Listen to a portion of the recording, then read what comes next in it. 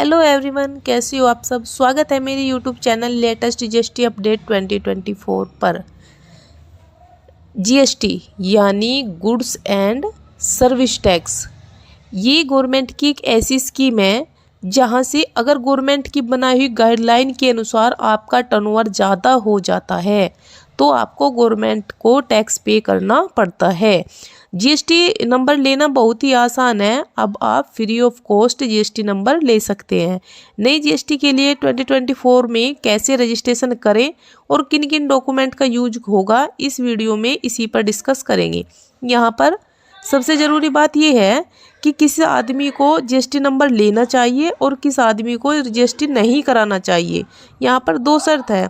पहली शर्त होती है जब आप किसी को सर्विस प्रोवाइड कराएं, और दूसरा होता है आप किसी प्रोडक्ट को सेल करें। यदि आप किसी प्रोडक्ट को बेचते हैं और आपकी एक साल की टर्नओवर 40 लाख से ज़्यादा हो जाती है तो इस कंडीशन में आपको जीएसटी रजिस्ट्रेशन कराना होगा।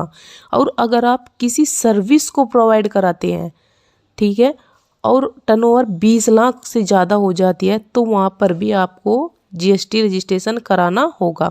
इसके बाद अगर आप इंटर स्टेट किसी प्रोडक्ट की डिलीवरी करते हैं तो वहाँ पर भी आपको जीएसटी रजिस्ट्रेशन कराना होता है।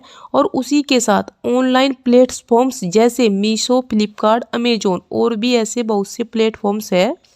यहाँ पर जब आप किसी प्रोडक्ट की सेलिंग करते हैं तो आपको जीएसटी रजिस्ट्रेशन कराना पड़ता है, क्योंककि आपको अकाउंट बनाते टाइम ही वहाँ पर जीएसटी नंबर मांगा जाएगा।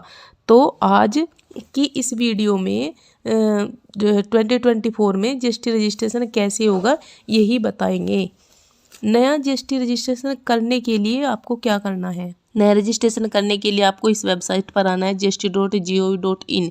यहाँ पर आपको सर्विस पर जाना है, रजिस्ट्रेशन पर जाना है, फिर न्यू रजिस्ट्रेशन पर क्लिक करना है।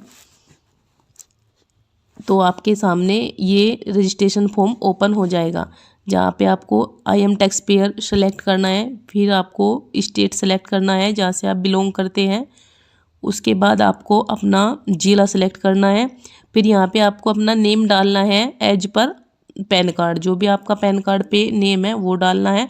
फिर पैन नंबर डालना है। उसके बाद आप यहाँ पे अपना ईमेल आईडी, मोबाइल नंबर, फिर कैप्चर कोड डाल के प्रोसीड करना है। उसके बाद आपके पास मेल और मोबाइल दोनों पर अलग अलग ओटीपी जाएगा। यहाँ पे मोबाइल ओटीपी, यहाँ पे ईमेल ओटीपी डाल के प्रोसीड करना है। तो आपके पास आपका टीआरएन नंबर आ जाएगा, जिसे टेम्परेरी रेफरेंस नंबर बोला जाता है। इसको आपको लिख लेना है और फिर प्रोसीड करना है। उसके बाद प्रोसीड करने के बाद आप यहाँ पे अपना टीआरएन नंबर जो आपने लिखा था उसको डालेंगे। फिर ये जो कैप्चर कोड है आपके सामने उसको लिखेंगे, फिर आप प्रोसीड करोगे। फिर आपके पास एक ओटीपी जाएगा, मेल और मोबाइल दोनों पे से आप कोई सा भी ओटीपी लेके प्रोसीड कर सकते हैं। तो आपके सामने ये इतनी सारी टेबल्स आ जाएंगी। अपना रजिस्ट्रेशन पूरा करने के लिए आपको सभी टेबल्स को पूरा करना है। पहले टेबल्स है बिजनेस डिटेल। यहाँ पर आप अपने बिजनेस डिटेल डालोगे।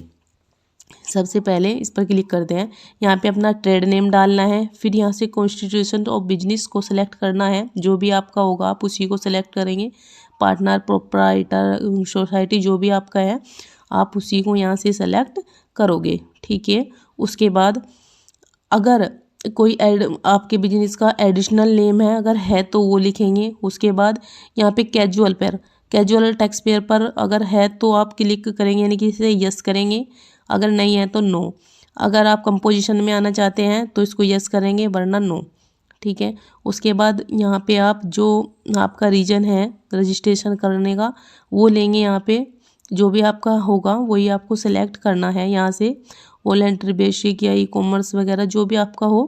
फिर यहाँ पे अपने बिजनेस की आपको डेट डालनी है जब आप अपना बिजनेस स्टार्ट कर रहे हो। फिर यहाँ पे आपको पंजीकरण की दायित्व वाली डेट डालनी है। उसके बाद ये यहाँ पे अगर ये डिटेल है आपके पास तो आप डालोगे, वरना इसको कैंसिल रहने दें और सेव एंड कंटिन्यू पर क्लिक करेंगे। उसके बाद यहाँ पे अपलोडेड डॉक्यूमेंट आता है। यहाँ पे रजिस्ट्रेशन सर्टिफिकेट अपलोड होगा। यहाँ पर जो आपका है वही आपको अपलोड करना है। फिर ट्रेड नेम, ट्रेड सर्टिफिकेट, ये करने के बाद आपको सेव एंड कंटिन्यू करना है। फिर आती है प्रमोटर पार्टनर की डिटेल। यहाँ पे फर्स्ट नेम डालना है, last name, middle name, father name, कभी ऐसे ही मिडिल और लास्ट, फिर date of birth, mobile number, email ID. यहाँ पे जेंडर सेलेक्ट करेंगे। उसके बाद आइडेंटिटी इन्फॉर्मेशन यहाँ पे टाइप करनी है, ठीक है। उसके बाद अपना रेजिडेंशियल एड्रेस डालेंगे। यहाँ पे रेजिडेंशियल एड्रेस डालने के लिए सबसे पहले आपको अपना कंट्री सेलेक्ट करना होगा। कंट्री सेलेक्ट करेंगे। यहाँ पे कंट्री सेलेक्ट करने के बाद अपना पिन कोड डालेंगे और फिर बाकी की डिटेल आप यहाँ पे फिलअप कर देना। उसके बाद आप अपना फ़ोटोग्राफ डालेंगे यहाँ पे, और फिर अगर ऑथोराइज सिग्नेचरी है तो यस कर देंगे, अगर नहीं करते तो सेव एंड कंटिन्यू पे क्लिक कर देंगे। फिर आता है ऑथोराइज सिग्नेचरी प्रमोटर, ठीक है। यहाँ पे इस पर टिक कर देंगे और आपका जो पहला वो है वो ऑथोराइज हो जाएगा। फिर सेव एंड कंटिन्यू पे क्लिक करना है। अगर आपकी ऑथोराइज रिप्रेजेंटेटिव है तो उसे यस करेंगे, वरना नो। इसको भी फिर सेव एंड कंटिन्यू पर ही क्लिक करेंगे। इसके बाद आता है आपका बिजनेस पैलेस। ये बहुत ही मतलब मेन चीज़ है इसमें, बिजनेस पैलेस वाली मैप से उठता है ये भी। इसके लिए भी आप बिजनेस पैलेस डालेंगे। फिर ओनर है तो ओनर के रेंट पे जो भी है आप उसी के हिसाब से यहाँ पे डॉक्यूमेंट अपलोड करना है। फिर नेचर ऑफ बिजनेस को सिलेक्ट करना है। उसके बाद अगर आपका सेव एंड कंटिन्यू पे क्लिक करना है। फिर यहाँ पे अगर आपका कोई एडिशनल पैलेस है वो पहले ही आप इससे पहले वाले टेबल में ऐड करना था, उसके बाद यहाँ पे आप उसे ऐड करके कंटिन्यू कर सकते हैं, ठीक है।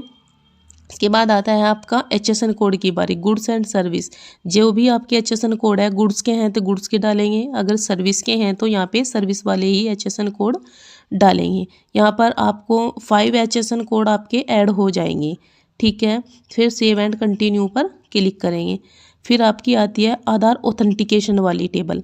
यहाँ पे जिसको भी आप आधार ऑथेंटिकेशन करना चाहते हैं, जिसका भी, उसी पे टिक करेंगे। और टिक, क्योंकि यहाँ पे सभी डिटेल खुल जाती है, जिसको आप चाहोगे उस पर टिक करके सेव एंड कंटिन्यू करेंगे। इसके बाद वेरिफिकेशन के लिए आता है, उस पर टिक करके यहाँ पे आपको ऑथोराइज सिग्नेचरी को सिलेक्ट करना है, फिर पैलेस डालना है, फिर सेव सबमिट करना है आपको। आपके पास OTP जाएगा, वो OTP आपको मेल से उठाकर या मोबाइल से लेके यहाँ पे फिलअप करना है। फिर वैलिडेट OTP पर क्लिक करेंगे तो आपके पास फिर मैसेज आपकी मेल पर पहुँच जाएगा।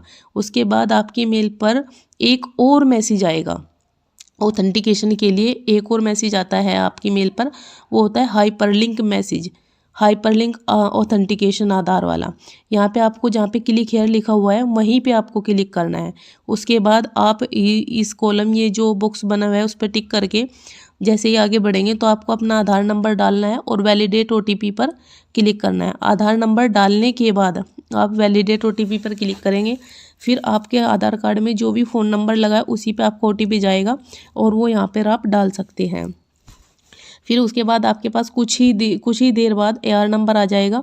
उसे सर्च करने के लिए आपको ट्रैक करने के लिए सर्विसेज में जाना है और ट्रैक एप्लीकेशन पर क्लिक करके आपका AR नंबर डाल के आप उसे सर्च कर सकते हैं।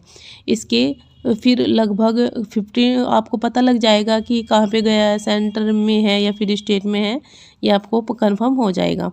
फिर 15 डेज के आसपास ये प्रोसीजर पूरा होने के बाद आपके पास आपकी ईमेल आईडी पे प्रोविजनल आईडी पासवर्ड आ जाता है, आपका GST नंबर आ जाता है।